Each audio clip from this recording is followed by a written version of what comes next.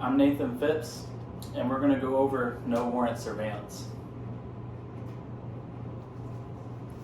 Earlier this year, the IRS and the Department of Homeland Security purchased location data from a bunch of apps, curiously including gay dating sites and Muslim prayer apps. Now, what they're doing with all this data, I have no idea, but they achieved it without using any warrants or any court order. Even though the Fourth Amendment protects us from unreasonable searches without warrant. In this day and age, with a constitution that was made before we had the internet, it becomes imperative that we have lawmakers to protect this right and carry it over into this new world. So we're going to go over what is no warrant surveillance, how no warrant surveillance is unconstitutional, the effects of no warrant surveillance. Some of the sources that I gathered today include American Civil Liberties Union, Statista, as well as The Intercept. So, what is no warrant surveillance? Well, as the name kind of suggests, it's the act of surveying people in this context on the internet without using of any warrant. As well as even though the Fourth Amendment protects us from unreasonable search without warrant, recent laws have changed that, such as Section 215 of the Foreign Intelligence Security Act, which gives federal agencies the ability to take any data online deemed relevant to terrorism and counterintelligence investigations. We also have what's called no warrant non-content data. So this data will include such as phone calls and emails. It'll show who a person sent calls or emails to and who they received from, but not exactly the content of the communication itself. And they can do that as much as they want without any court-ordered document. All they have to do is simply tell the court that they're doing it, and then every quarter or every month they send the numbers to Congress.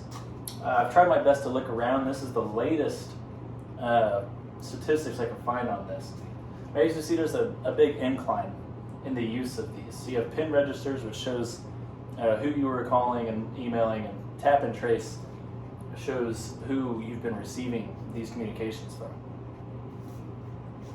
You can see up in 2012, it got up to almost 20,000 cases of each. In this current day and age, where agencies can have such amazing access to personal data, it's important that we look at the Constitution and make sure we carry it over into this day and age, just like I previously stated.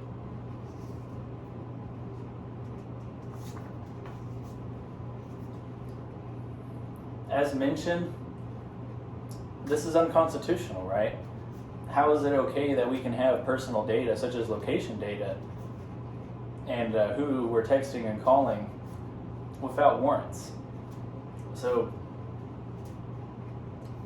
and as also currently stated, we have new laws that kind of jump around that. We have Section 215 of FISA, as well as the Patriot Act, and some others as well. In 2015, this man here, Professor Z, his house was raided by federal agents. He was put under charges that he had been giving technology data that's supposed to stay in the U.S. to different Chinese scientists. Turns out that he wasn't actually giving some crazy technology to the Chinese, but actually technology that had been open source for 10 years since this case. The data that they took in prosecuting him, though, nonetheless, and arresting him, was all taken without any warrants or court-ordered documents whatsoever.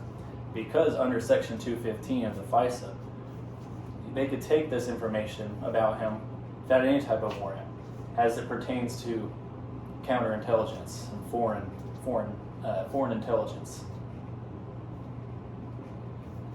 The ACLU, which is a lot of the sources that I gathered from, a lot of sources I got was from them. They are currently suing the U.S. government on his behalf because it did cause lots of damage to his professional career, even though he was ultimately found innocent of the charges. In this investigation, they have found that the federal government actively stores a lot of communications between U.S. Citizens and Chinese.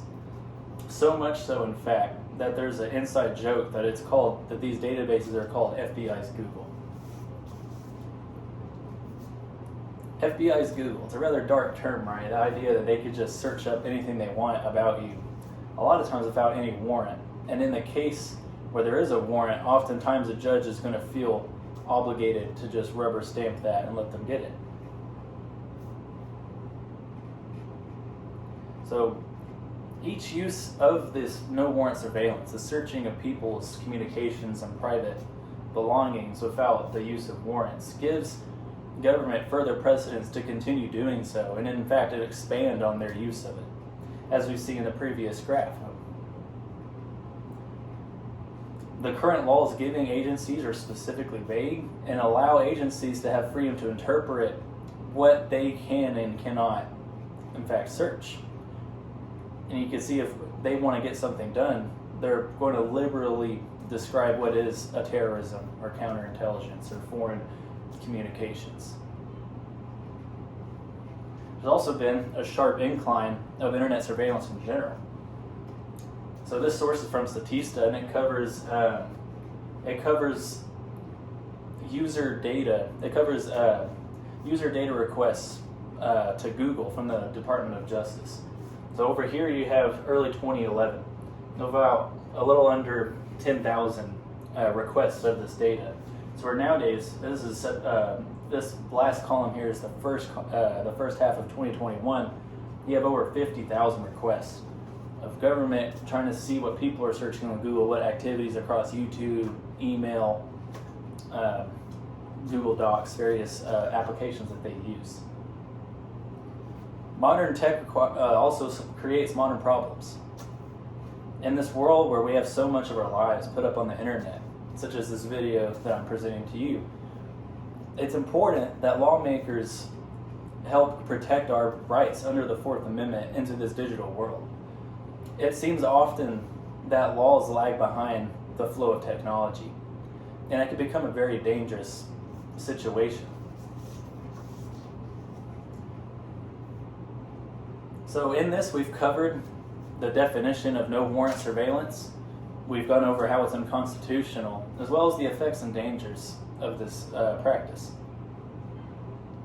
With mass amounts of data being stored in central computers and government agencies having near unbridled access to this information, it's important that we protect these rights that we have against search for no reason. This new reality can turn into an Orwellian dystopia in the blink of an eye, if we're not already in one.